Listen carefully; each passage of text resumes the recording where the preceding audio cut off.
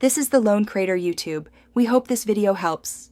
In this video, I will show how to change transmission fluid Nissan Kicks, only way. Start by raising the car and securing it on jack stands near the drain plug. Place a drain pan under the transmission and loosen the drain plug carefully to catch fluid. Remove the fill plug to allow faster draining and inspect the fluid for metal shavings.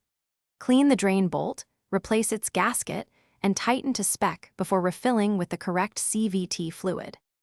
Start by loosening the fill plug to prevent sump vacuum while draining, then remove the drain plug and let the fluid empty into a pan.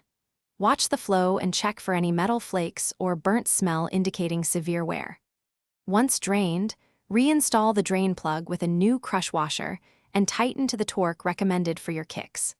Clean around the plugs to prevent dirt from entering the system and prepare to refill carefully.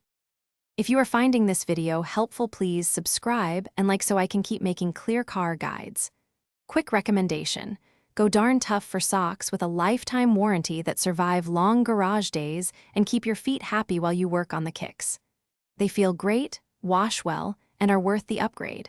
Check the description for the link and other deals. Now let's get back to the video. Refill the transmission through the fill hole using a funnel and the specified CVT fluid, adding about 4 to 5 quarts is needed.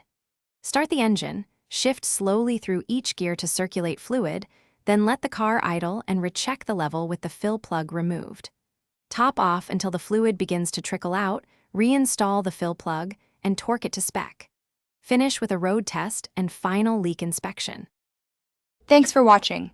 Consider subscribing if we helped you.